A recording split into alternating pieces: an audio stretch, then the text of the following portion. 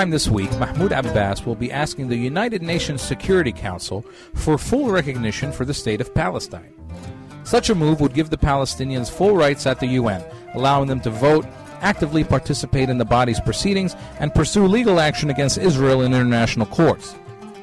The United States, as a permanent member of the Security Council, has voiced its intention to veto the proposal, basically rendering it dead on arrival. This move at the UN also finally puts a nail in the coffin of the 1993 Oslo Accords, which we Palestinians all know was also dead on arrival, as we have witnessed 18 years of Israel's continued settlement building, land confiscations, and flaunting of international law. Israel and America have been scurrying to spin the whole episode, as it is kind of making them look bad. It looks like we Palestinians might be finally winning a fight in the media. I knew we were doing okay when I saw Rick Perry and Mitt Romney expressing their newly found undying love for Israel all over the news this morning. Rick Perry, for those of you who might not know, is the frontrunner for the Republican presidential candidacy, as well as the current governor of Texas. He held a press conference today in New York City alongside prominent members of the Jewish lobby, where he dropped all the necessary taglines like moral equivalency, Jerusalem staying under complete Israeli control, and moving the U.S. Embassy from Tel Aviv to Jerusalem.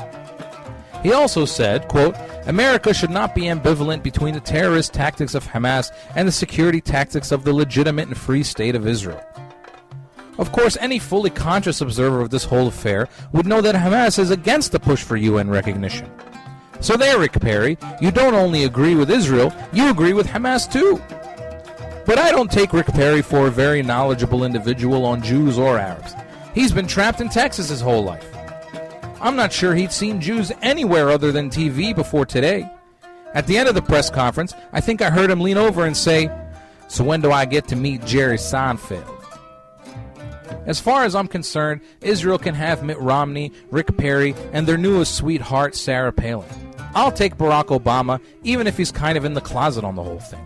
President Obama, I thought we repealed Don't Ask, Don't Tell. For a long time, I have been trying to keep alive a sort of Palestinian narrative, doing my best to remind Israel, America, and the rest of the world that we exist. We are now trying to get the UN to do that too, by finally recognizing that there is a place called Palestine. The truth is that there has always been a place called Palestine. I constantly hear supporters of Israel say that there is not, and never was, a place called Palestine. It's not on the map, they say, but I beg to differ, in a big way. There's no place called Palestine? Tell that to the 750 Palestinians in Arkansas. No, I don't mean the ones that own the gas stations and supermarkets. I mean the good, football-loving Palestinians of Palestine, Arkansas. I heard once that Bill Clinton liked Palestinian women. Now it all makes sense. No place called Palestine? There might be about 1,400 Palestinians in Illinois who would disagree.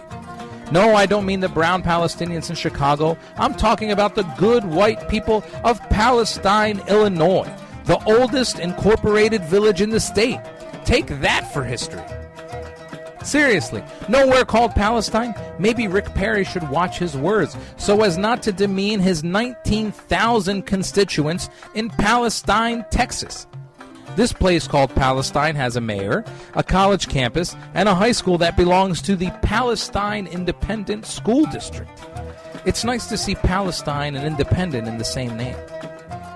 Do I have to keep going? Okay, I will. There's a Palestine on the map in Ohio. That one only has 170 people living in it.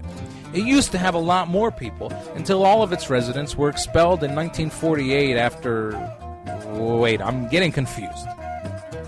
Indiana actually has two tiny little towns called Palestine with almost no people, and one much bigger one named New Palestine. The population of New Palestine, Indiana, in the year 2000 was about 1,200 people. Today, it's over 2,100 people. In Indiana, the population of Palestinians is skyrocketing. Palestinians are everywhere, and we are not going anywhere. I ask for solidarity from my fellow Palestinians in Arkansas, Illinois, Texas, Ohio, and Indiana. I have always supported their right to independence and self-determination. I am only asking for the same in return. There is a place called Palestine, and whether it's a city in Texas or a triangle on the Mediterranean, there's nothing Netanyahu, Perry, and Obama can do or say to make it go away. As it turns out, there is one town in America named Israel. It is located in the state of West Virginia, where there is also two towns called Palestine. I don't know if the Israelis in West Virginia were aware that there were Palestinians living in their state before they got there. But you can imagine my horror at seeing their city motto: a farmland for a people without a farm.